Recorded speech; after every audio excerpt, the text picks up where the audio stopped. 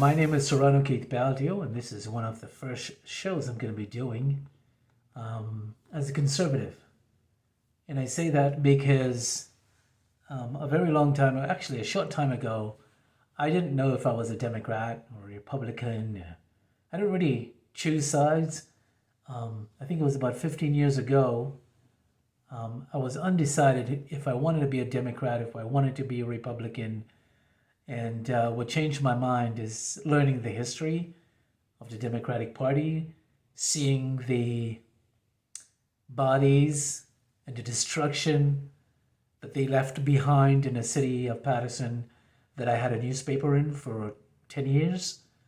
I'm going to do a couple of topics, but I'm going to break it up into different videos. I see a lot of people talking. And I cannot find, I didn't think I was going to get back into the news business, especially the political arena, which I have beaten up judges and prosecutors and politicians, and that's a whole different story, and we'll get into that another time. But today, I look at the media, and I look at, everybody's now talking about Fox News, and it's trying to figure out, is there a media where people can go to, I don't care if you're a Democrat or Republican, and just hear the truth. So I know that Huffington Post and CNN and MSNBC, and there's one channel up, I think it's CBS, these channels or these media outlets were created as propaganda outfits for a political party. It was not intended as news. It was intended, well, if it was, then it changed.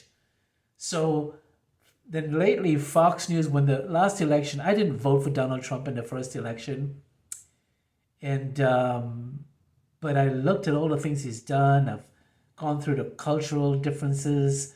He was with a lot of black folks, and when he got elected, they all hated him.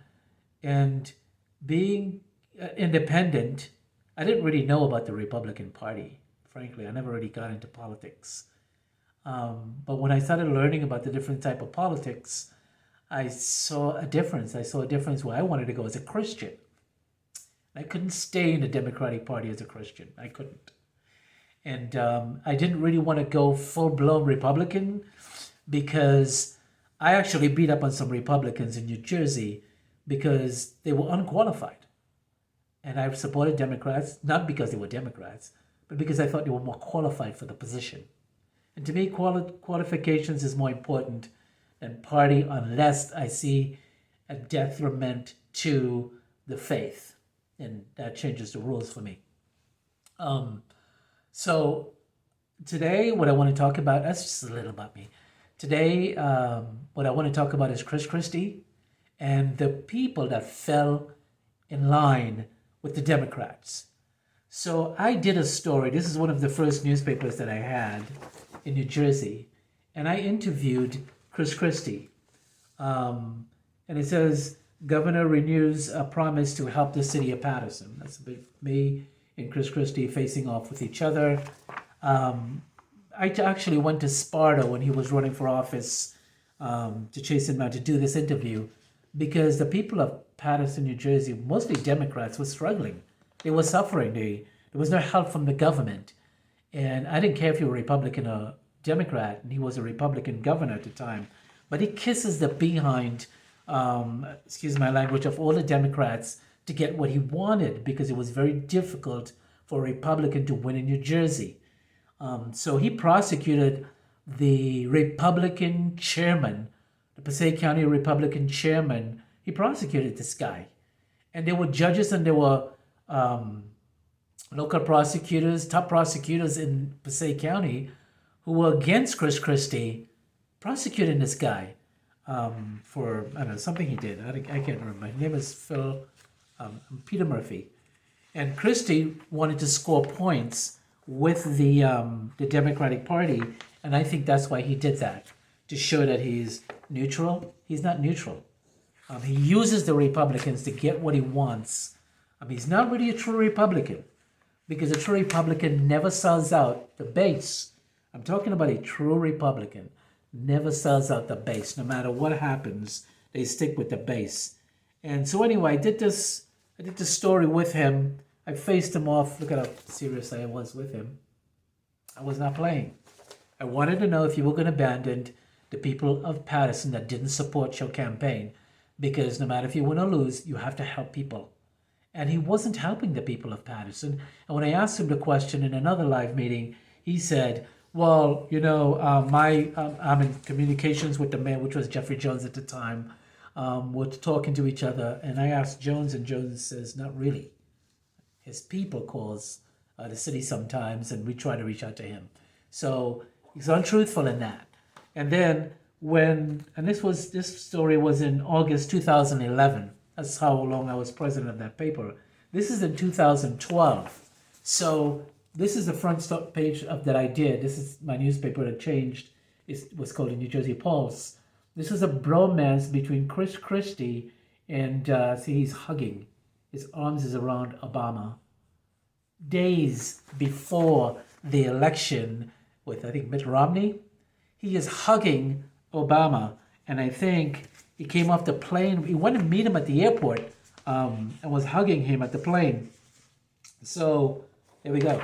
This is hugging again. He's hugging Obama, kissing up to him.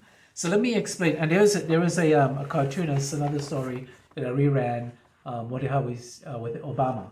So Christie is looking out for Christie.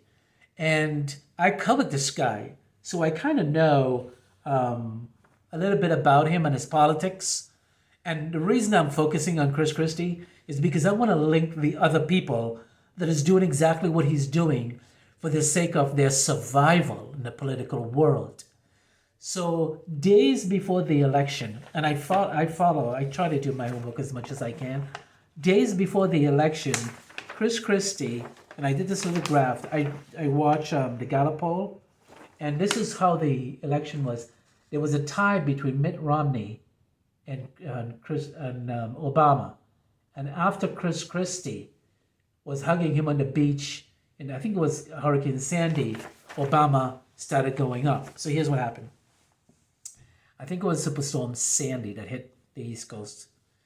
The mayor of New Jersey, the mayor of New York, I think it was Bloomberg, I think the governor himself said that we have no non-essential person to have the Obama come down to New York so he can take a photo op. He really wanted a photo op to say that he's helping. He came here to help people. He wasn't president at the time. So New York rejected him. All the other people rejected Obama coming during the storm because they couldn't afford to take emergency personnel. And because when a presidential candidate or president comes down, you have 3 layers of law enforcement when he comes down. The first is the local police. The second is sheriff and other law enforcement. And then the third is Secret Service. So you have those 3 layers for the president when he comes down to a certain city. New York said we couldn't do it. New Jersey mayor says we couldn't do it. But Christie took those important people that in a crisis and went to protect Obama, bring up Obama down to hugging him on the shore. The bromance going on, his arms always around Obama. And those photos went national. It went worldwide. And so you have Mitt Romney, who was tied with Obama. And as soon as everybody saw the photo with Obama on the beach, Obama talking to people and hugging them, now people were screened. They didn't just get to Obama when he was coming down. They screened him in groups, all the things, security stuff, and then they put him on the bridge. They take photos, and they get the people out like cattle. Then they let Obama go back on his car, and then he drives out. Those people didn't just walk on the streets. So that's what they did for Obama. Christie did for Obama. The mayor in Patterson did it for him too. Took away police from emergency situation, and that let Obama rose up, and Mitt Romney stayed there. and Obama won the election. Those photos helped Obama tremendously actually win the election. And Christie was a major help in doing that for Obama. Didn't get anything in return. I'm not sure, because when deals happen in the back room, we don't know about it. So Christie ran for governor, and then he won a second time for governor. And he continued to play to Democrats. And I understand, if you're in an old Democratic city, you have to play to them, but you don't have to sell out your party to do it. When local officials are running, there's a gentleman by the name of John Curry. He is the chairman, the one that Christie prosecuted on the Republican side. This guy's the opposite. The governor, he brings the governor down, he brings the senators down, he brings the assembly people down, he brings the locals down, surrounded those candidates and make it a big deal, and they win. When Christie was running, they tried to even get a phone call with him, and he wouldn't come down. He would not come down to help the Republicans with their candidates win. There's one time I went to that meeting, and there was a room full of people. Christie's going to show up. Then they said, no, he's going to call. Never calls, never show up. So that's kind of like what he's doing. And then there's another story with Christie. He wanted to go to this church, this black church. So we warned him. Our newspaper warned him about these black churches in Paterson, New Jersey. They do not like Republicans. Especially the guy who's head of the NAACP, Reverend Clayton, have slammed him a lot of times because he's left black kids to be killed. He never gets involved. He lets these people die. And he never does anything with the NAACP there. So I slam them a lot of times. I don't really care. Oh yeah, here he is, Reverend Clayton. This guy, he just leaves the black community for himself. He has his meetings and really doesn't really care. But I care, so I slam them for their abandonment of the black community, yet they are living in their ivory towers to do all that stuff. So anyway, Christie went down to this guy's church. Christie, they put their hand on his forehead and they were praying for him. There we go. I read the story as well. Their hand is on Christie's head. That gentleman that you see praying for him is Reverend McDuffie, who I ran a story on him having a sexual conversation with a woman, and he's married. And the woman came to me, and there was a big fight in the church. 20 people left, and I found that out, so I broadcast it. You shouldn't be doing that as a referent. And you're part of the NAACP, and you're part of the Paterson Pastors Workshop or something like that. It's all a scam. It's all a scam with the Democrats in Paterson, and I went after them head on. I don't care. I'm a conservative newspaper. I had no fear because somebody needed to tell them about their corruption. So anyway, Christie went down there and he called some guy boy in a black community, in a black church. He called this guy boy, and that didn't turn out too well for him. Then he made a comment about another black leader, Sheena Oliver or something, and she took offense to that, and so he got himself in trouble. But before he went down, we warned him. I sent him a letter. Do not come down to this church because they will eat you alive. You do not know the Democratic Party here, and they will eat you. Hey, he didn't care, so he went down and he got his butt kicked in the city of Paterson, thinking that I'm going to go into lion's den because I love Democrats and they're going to accept me and I'm going to be okay. Didn't turn out that way. You have to know the nature of the Democratic Party, and you have to, especially in cities like Paterson, New Jersey, and how vicious they could be. And their pastors and their leaders of the churches. And I blast them all the time. They boycotted me. They came up with all kind of false stuff, but I didn't care because the people that I was fighting for, that you're trying to tell that I'm a bad person, knows better.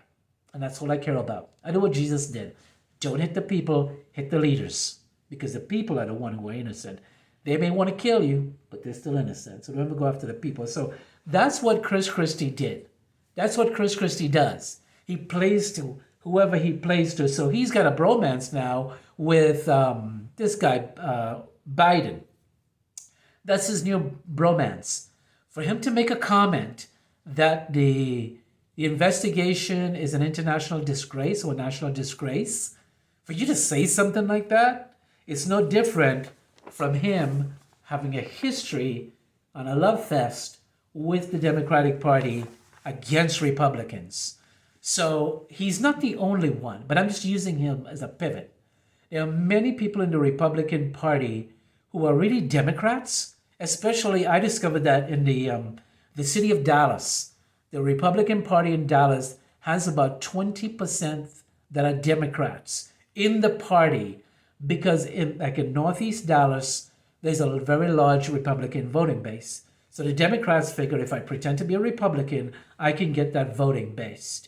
Republicans who are pretending to be Democrats, when the wind blows the other way, then you get to see who they really are. Because a true Republican, even a true Democrat, will never sell out the core values of their leadership, even if they know that their leadership is wrong. 100% wrong. They will shut their mouth. They will push the narrative. They will cover up to make their leaders look good for the core values of what they stand for, which is abortion, gay rights, open borders, whatever they're fighting for. So that's how the Democrats are stronger. They don't rat out. They protect and they defend, wrong or right.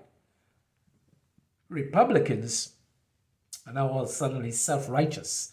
So you have breaking out of like the Lincoln Project and the McCains and the Bushes and everybody else now wants to break off of the Republican Party because Trump is a bad guy and the party is this and the party is that. And so the party that was very strong and mighty to take on the Democrats, you have it crumbling because this one is breaking off, that one is breaking off, the other one is breaking off because they all want something. And that something is money and that something is control. If you don't give them the money, if you don't give them control, they become your enemy. So the Democrats do this all the time. When they get power, they use, let's just say they get a hold of 3 different cities. They would put key people that help them harvest votes and other leaders into those key positions as a thank you. Political appointments.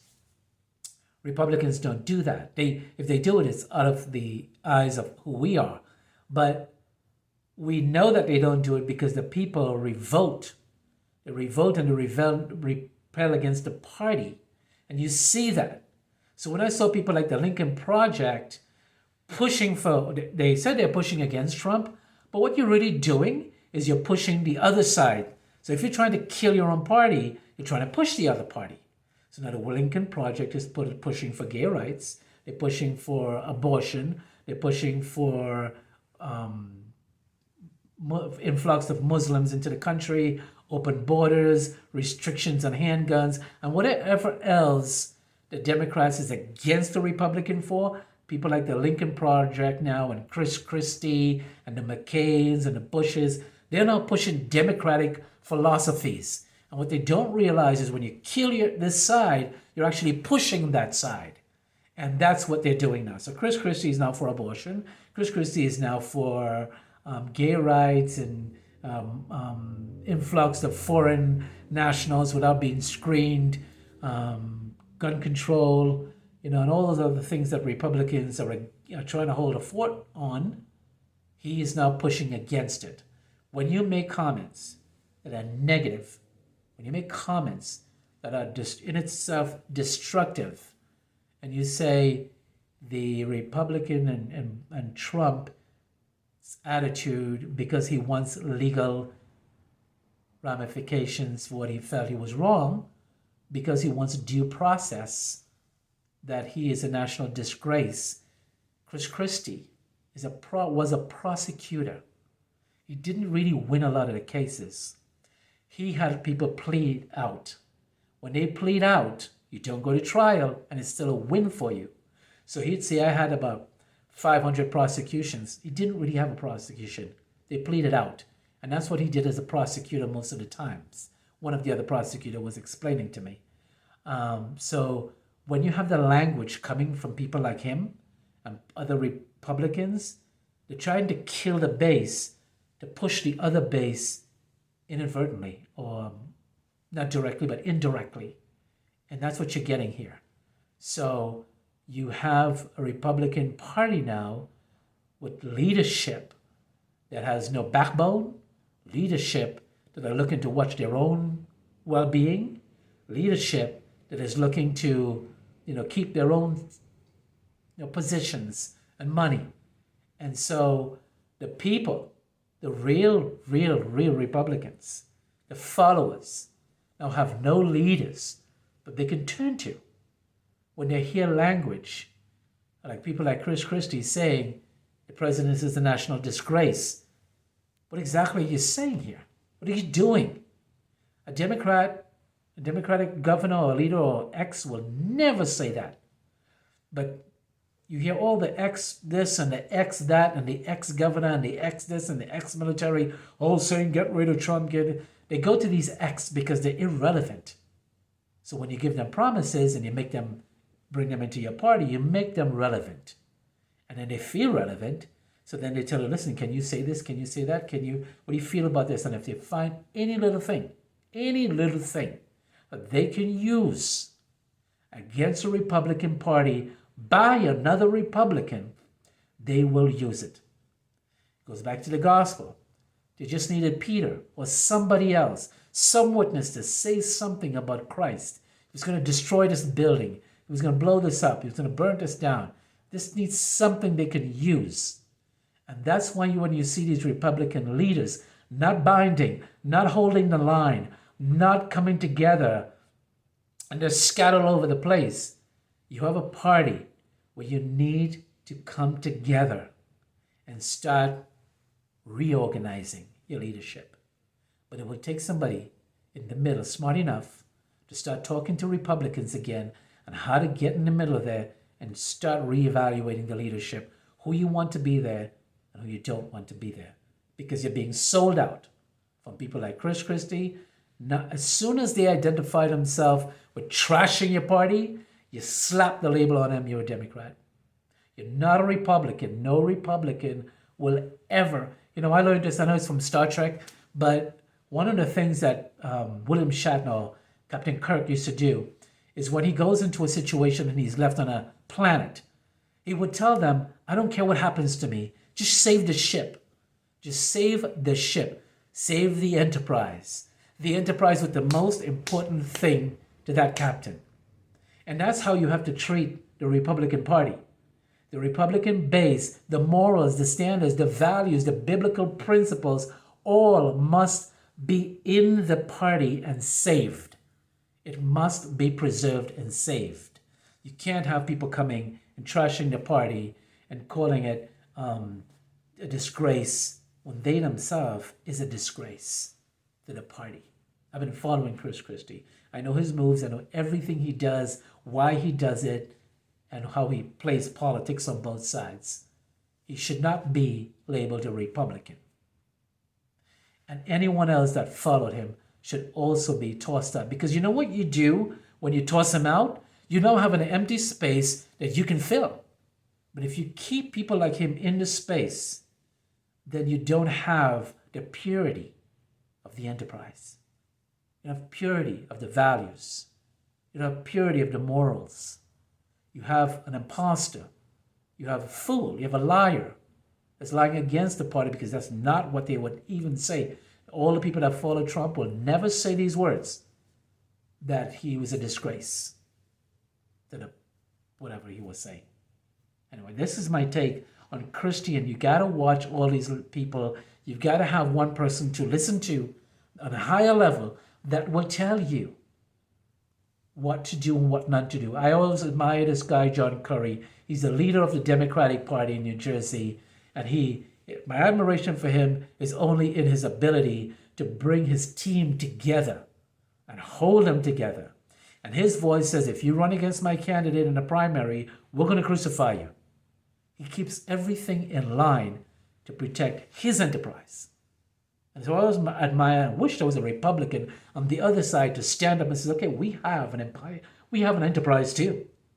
We want to make sure we protect that. And anybody that poses a threat to it, we're going to make quick work of you. Because that's what he does. And that's how he has strengthened that party. and gotten the governor and all the other seats he's gotten. This is Sirrano. Thanks for watching, and bye for now.